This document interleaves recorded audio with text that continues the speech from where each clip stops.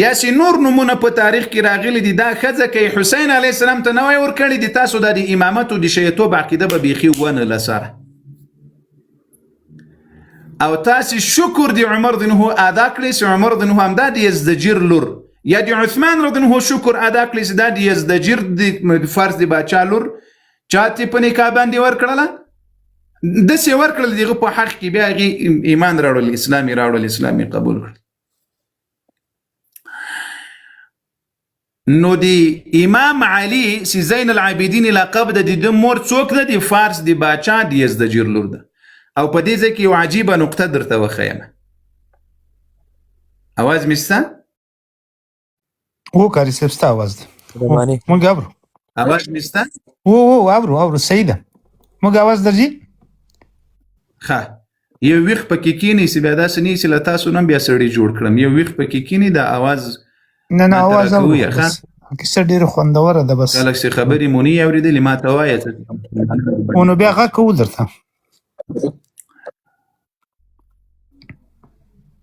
ګوریا اے مسلمانانو یو عجیبه نقطه درته وخیم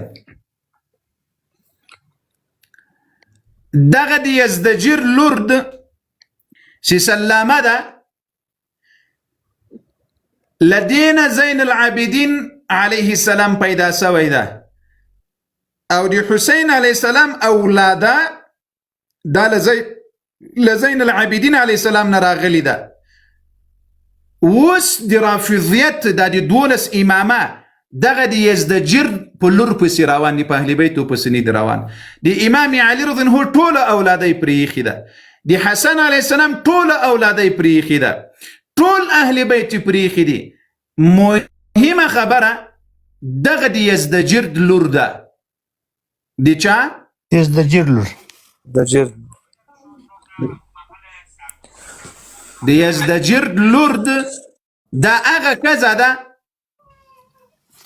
چې د فارس د باچا لور ده او حسین علیه السلام ورسره نکاح وکړله او بیا علي زین العابدین علیه السلام جنې پیدا شول اوس دغه د دوی نور امامان چې راغلي دي دغه فارس یې پورته غورځوي هغه یې د دغې ښځې په خاطر باندې غورځوي ځکه دغه یزدجر چې و دا مجوسی و څوک و؟ مجوسی و دوی ټول اهل بیت یو بغلته کړي دي ولی دوی د امام حسین علیه السلام دغه د یزدجر د لور اولاده پورته کوي اته خو نور په مطلب ونه سي دا سکنه یې سره رسیدلی بالکل کاری څه وو شکل د پارس د ایران هغه ده ښه زین العابدین علیه السلام یو بدایلی گو پیزنو زین العابدین علیه السلام علوی ده قریشی ده هاشمی ده د نبی علیه السلام کړوسی ده د فاطمه الزهرا صلوات الله وسلامه علیها المسی ده او مدنی ده ټول ژوند په مدینه المنوره کې کړی ده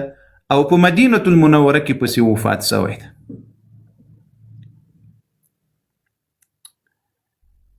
زین العابدین علیه السلام د حسین علیه السلام په شهادت کې د درويستو کلو بیا له دې نه وروسته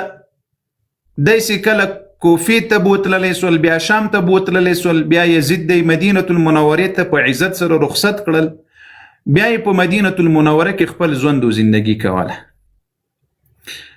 او په اهل بیتو کې په عبدالملک ابن مروان باندې د ډیر زیات ګران ول